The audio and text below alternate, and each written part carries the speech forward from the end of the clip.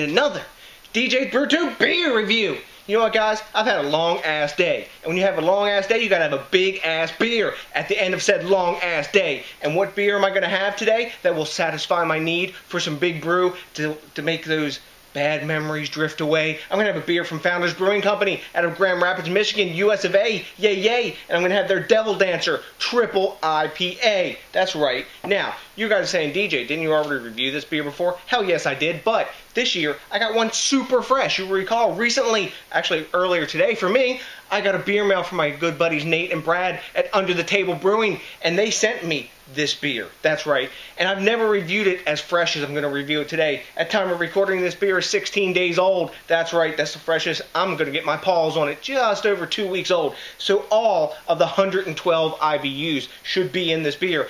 When I reviewed it before, my good buddy Average Joe, shout out to you, Joe, sent me one. I had a little bit of time on it, and the hops had faded a little. But this is going to be full force up in your grill hops. Because they claim at Founders, none of their beers should be aged. They should be drank as fresh as you can get them, because that's their perfect state of being. Yes, that's right. So, in this beer, they use 10 varieties of hops. They don't tell you what it is, but they use 10 varieties of hops.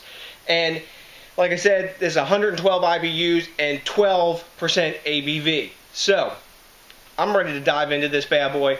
I had, like I said, a long-ass day, and I need something to put a smile on my face, and I'll bet you the 12% ABV will get that job done. Because I remember liking this beer, too. So, anyways, let's get the top pop. Oh, nice hiss. Plenty of smoke coming off the top. Lovely, obsessive, collectible Founder's Crown, and we're going to get it into our snifter. Hell yes.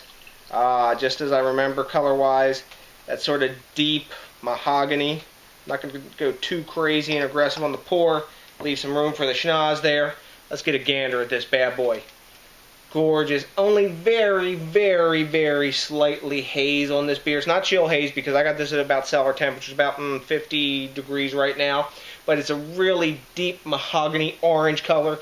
It's got that California barley wine style look to it. Reminds me a lot of maybe like Bigfoot. You know, that kind of beer. We got about a half finger ahead on this 12%er right now. It could get more ahead if I would have poured it more aggressively, but having reviewed this beer, I learned my lesson last year. Plenty of alcohol lace clinging to the side of the glass there. Look at that, guys. So, just a classic, big, burly-looking beer. That dark color almost tells you I got some malt in me. Let's get a nose on this bad boy and see what's up in the aroma department. Wow. Right up the front, fresher, I'm getting hops up in my grill, citrus. After that, I'm getting a waft of booze. Big caramel malt. Maybe a little bit of like raisin in there. But this is a big hoppy beast right now. A lot more hoppy than I remember aroma-wise when I reviewed this before. But I'm getting citrus and pineapple, some pininess and a little bit of dankness, but it's balanced a lot by malt and booze. So, let's get a taste on this and see what's up in that department and see how it's different from when I reviewed it before with a bit of age on it. Cheers. Thanks a lot, guys, at Under the Table Brewing, a.k.a. Brad and Nate. Wow. Bam. Wow. Man, this tastes a lot bigger than I remember it before. There's a lot more hop in this. Like aggressively up in your grill hop, but there's a lot of malt too. Just like I sensed before, but this is more of a 1-2 punch sort of beer. Now that it's more hoppy, that malt and the booze that's there also is kind of counterbalanced by the bitterness of the hops. It's 112 IBUs. It doesn't maybe taste like that. I'm tasting like I'm feeling like 90 IBU beers I've drank that are like full on in your face. But this is a big beer. It's a sipper. Ain't nothing to be trifled with. And you drink this, it's telling you I'm a big beer. Don't mess with me. The carbonation's really smooth. It's got a medium and almost medium full mouthfeel, like real high medium mouthfeel.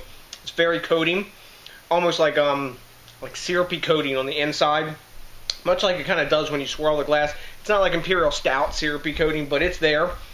It's deceptively easy to drink for what it is. It's boozy, but it doesn't. It's like a 10%er kind of, but you get like a 12% warming in your chest as it goes down through your esophagus.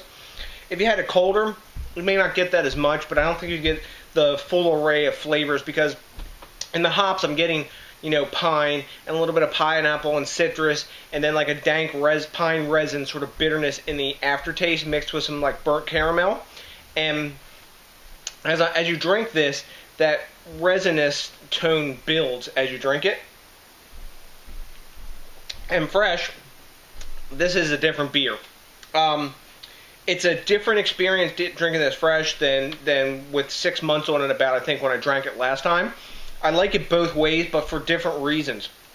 Before, I liked it more of it was like a toned down American barley wine. This is a big up in your grill American barley wine. It's not like mega hoppy. I don't get like IPA out of this. You hear me keep saying barley wine, because that's what my brain is telling me this is. Yeah, they're saying a triple IPA, but really, guys, this is a barley wine. The best that I've had in style so far is this beer right here. It's the only one of these triple IPAs that I've saved, and it's Seeking Alpha. This is really IPA-like and big up-in-your-grill IPA-like. This is more barley wine-like, because this has that big waft of in-your-face hoppiness, where this has it, but there's also a big malt at the same time. So, what do you grade a beer like this? Rate Beer gives it a 99, and Beer Advocate gives it an 88. 99 is an A+. I can't go there. 88 is a B+. So we're kind of at like two ends, full grade levels, ends of the spectrum. Last year when I reviewed this beer, I gave it an A-. I think now, for what it is, I'm still going to go with that kind of like A-, like a 94, almost an A, because it's still pretty boozy, and there's a lot of burn going down. And yeah, it's more balanced now, but it's just missing something in there. Like maybe it needs more hops or a different hop to make it more IPA-like, because they're saying it's triple IPA, but really it's a barley wine. So don't get me wrong, it's not a bad beer. I would definitely drink it again, but the price of this also they want, it's $20 for a 4-pack of this. And thanks a lot for sending me such a pricey beer, man. That's really cool of you for sending this, dude. Nate and Brad. But anyways, I'm giving it a real high A-, nearly an A.